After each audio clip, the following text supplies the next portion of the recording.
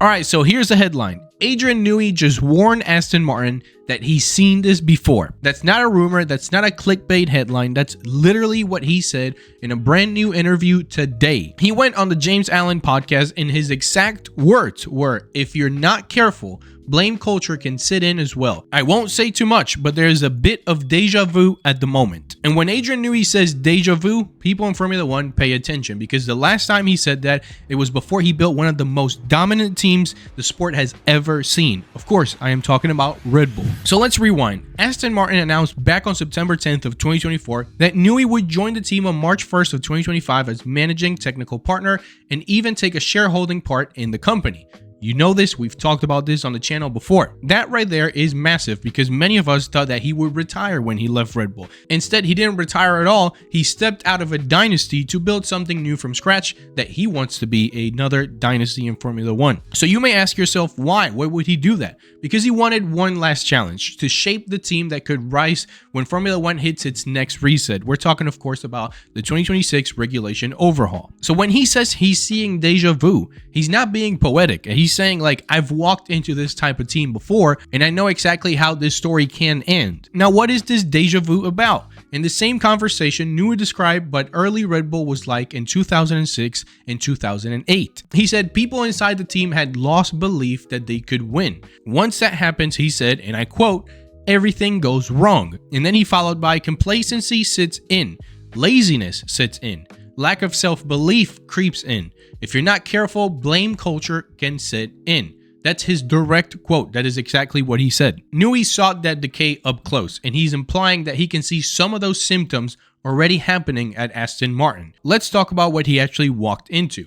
Aston Martin has exploded in size. Between 2020 and 2025, their staff headcount nearly doubled. They built a brand new factory at Silverstone, and Newey himself called it, and I quote, "probably the best factory in Formula 1, and said that their wind tunnel is arguably the best. That's from his official interview at Formula1.com in May of 2025. But he also added a crucial line in that same interview. He said, Formula 1 is about people. Yes, there's a lot of technology, but it's people who drive things forward. So he's hinting early, the facility is not the problem, the humans in it are. Now, fast forward to October of 2025, he's been there for 7 months. The honeymoon period is over. He's basically saying, I'm starting to see the same mistakes that nearly sunk Red Bull. And that's wild, because Aston Martin on paper has everything. They've got Andy Cowell, the former Mercedes engine boss, running the team as CEO. They've got Bob Bell, who helped build Mercedes hybrid era dominance. They've got Enrico Cardile, Ferrari's former technical director, who officially started in July of 2025 after Ferrari's non-compete expired. And of course, they got 3 more things that are even bigger than this. They've got the money, they got Adrian Newey himself, probably the best engineer of all time, and they've got Fernando Alonso, a 2-time world champion, still defying time in that car. On top of that, they also have a works partnership with Honda coming in 2026. So this is not a small team anymore, this is a super team in the making, at least on paper, but the warning signs are starting to show. So what is Newey actually worried about? He's talking about culture, because right now Aston Martin is transitioning from a fast-growing independent outfit into a genuine factory powerhouse. That sounds great, but inside it means politics, overlapping hierarchies, and a lot of new people are trying to figure out who really makes the final call. And when that happens, we know historically things slip. Simulation says one thing, track data says another. Aerodynamics blames chassis, chassis blames the setup, setup blames the drivers. And that's exactly what Newey means by blame culture. And I think he's right. That's what crushed teams like Toyota and Jaguar back in the day. Big budgets, no unity. Now, this matters more than ever, because 2026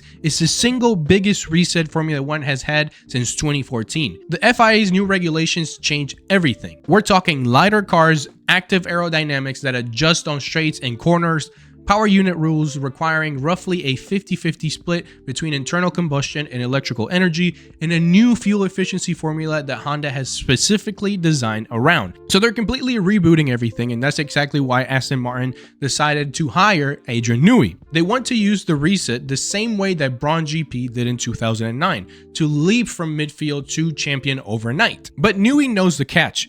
Resets don't reward money, they reward alignment. You can't brute force a perfect 2026 car.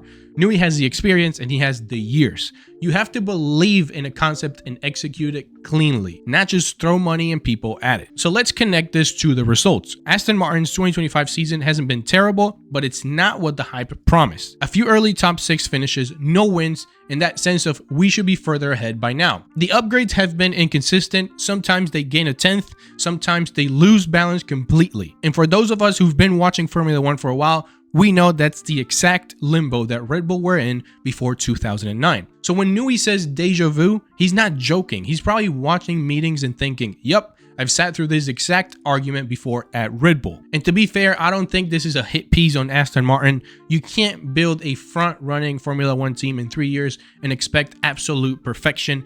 Even Red Bull took 4 seasons to turn their first podium into a championship. But what makes this moment so crucial is that Aston's window is now. So the money's in place, the people are in place, and the new regulations are coming. If they don't align by 2025, they'll miss 2026. And that window won't reopen until 2030 when we expect the next set of regulations. And that's why Newey's warning matters a lot right now. He's telling them, I've lived through these growing pains before.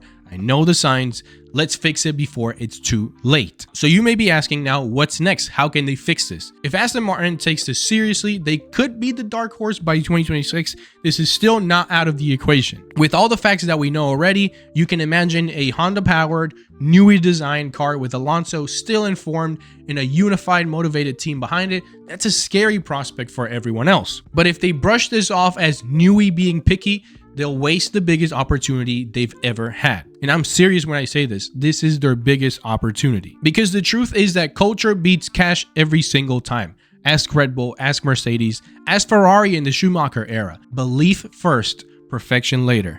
If you believe that you are great, you could be great. And I'll be honest with you, I like that Newey speaking up. He could have stayed quiet, he could have collected a paycheck and waited to see if the 2026 car worked. Instead, he is basically waving a flag around and saying, guys, this matters. And that, my friend, that takes guts. This man has guts, and that's why he's one of the best of all time. And it fits very well with his personality. If you look at him, he's very methodical, but he's also blunt when something's wrong. He's not attacking Aston Martin, he's protecting it. He doesn't want to relive 2006, 7, and 8 all over again. And yes, I said 6, 7. But what's wild is how self-aware he is being. He's admitted on the podcast that with the new 2026 regulations, and I quote, "The honest truth is that I've got no idea whether we're doing good, bad, or indifferent relative to the opposition because we have no knowledge of what they are doing." And that's some real humility from a guy who's designed title-winning cards for every major F1 era since the early 90s. I'm talking since the Senna times. For those of you who are younger,